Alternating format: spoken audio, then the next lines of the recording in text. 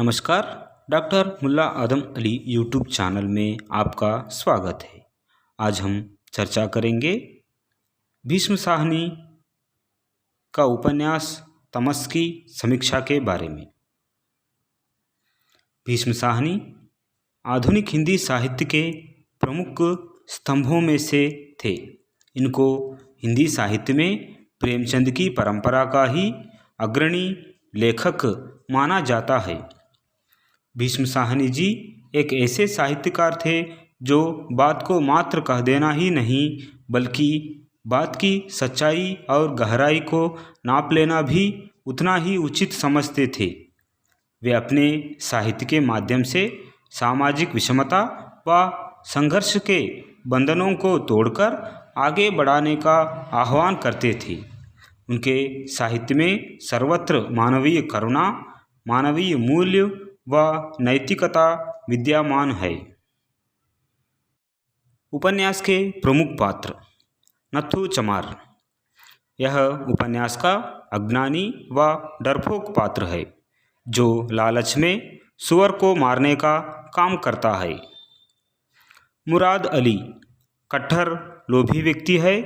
वह चालाक षड्यंत्रकारी, पर्दे के पीछे रहकर समुदाय को भड़काने वाला मुस्लिम चरित्र है। उपन्यास की सांप्रदायिकता के मूल में मुराद अली ही है। इनके अतिरिक्त इस उपन्यास में अन्य हिंदू पात्र, मुस्लिम पात्र तथा कई सिख पात्र भी है।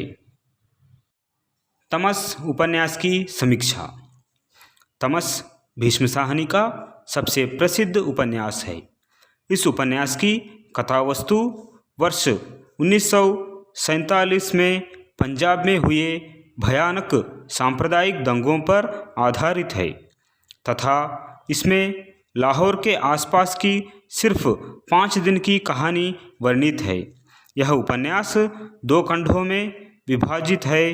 पहले खंड में सांप्रदायिक तनाव की कहानी कही गई है तथा दूसरे खंड में अनेक गांव उपन्यास की परिधि में आ जाते हैं।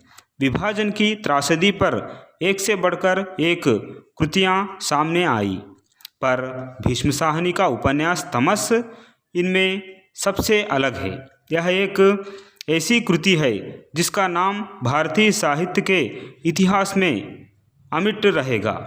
देश के विभाजन, उसके बाद होने वाले लोमहर्षक दंगे और उस समय की राजनीति का जैसा चित्रण इस उपन्यास में हुआ है वैसा शायद ही किसी अन्य कृति में हुआ हो। उपन्यास का आरंभ नत्थू चमार द्वारा सुअर मारने की घटना से शुरू होता है।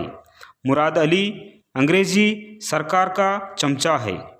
वह नत्थू चमार को 5 रुपये देकर वह एक सुअर मरवाता है और उसे मस्जिद की सीढ़ियों पर फेंकवा देता है। इससे मुसलमानों में खलबली मच जाती है और उनके द्वारा एक गाय भी मार दी जाती है। परिणामतः शहर में सांप्रदायिक तनाव उत्पन्न हो जाता है और दोनों संप्रदाय एक दूसरे के दुश्मन बन जाते हैं।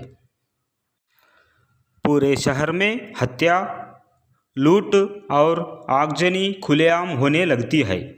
सांप्रदायिकता की यह आग गांवों में भी फैल जाती है। तमस की पृष्ठभूमि में देश के विभाजन की वे घटनाएं हैं जिनमें लाखों बेगुनाह लोग जो अलग अलग धर्मों को मानने वाले थे मारे गए या बेघर हुए। औरतों ने अपनी आत्मरक्षा के लिए कुएं में कूदकर जाने दी और इस प्रकार हिंदुओं, मुसलमानों और सिखों के बीच नफरत, संदेह और द्वेष की भावना फैलाकर राजनीतिक दलों ने अपना उल्लू सीधा करने की कोशिश की। आज़ादी से पूर्व सांप्रदायिकता की बैसाखियाँ लगाकर जो पाशविकता इस देश में फैली हुई है उसका अंतरंग चित्रण भीष्म साहनी ने इस उपन्यास में किया है। भारत में सांप्रदायिकता की समस्या एक युग पुरानी है और इसके दानवी पंजों से अभी तक इस देश को मुक्ति प्राप्त नहीं हुई है।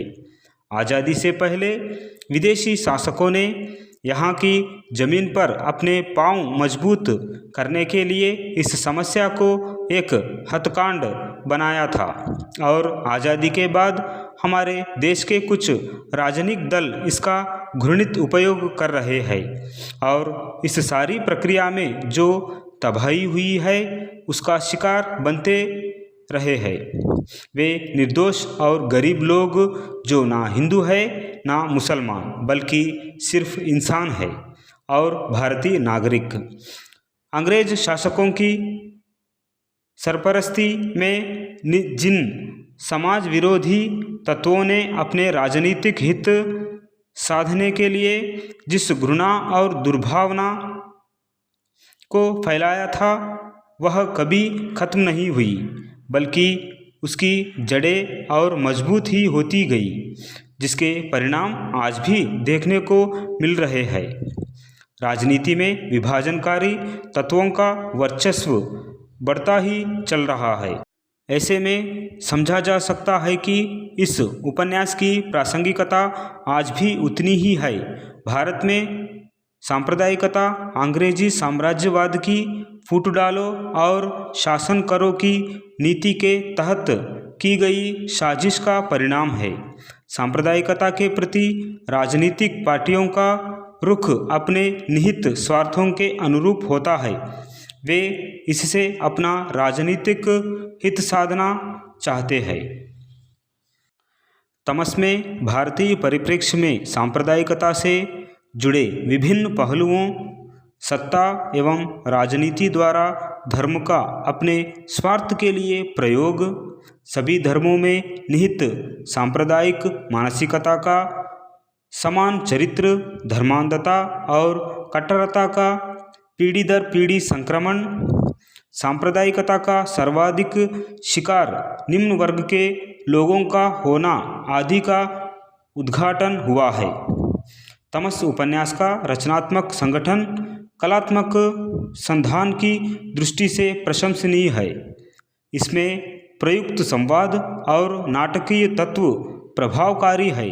इस उपन्यास की भाषा हिंदी, उर्दू, पंजाबी एवं अंग्रेजी के मिश्रित रूप वाली है। भाषाई अनुशासन कथ्य के प्रभाव को गहराता है, साथ ही कथ्य के अनुरूप वर्णनात्मक, मनोविश्लेषणात्मक एवं विशेषणात्मक शैली का प्रयोग सृजक के शिल्प कौशल को उजागर करता है।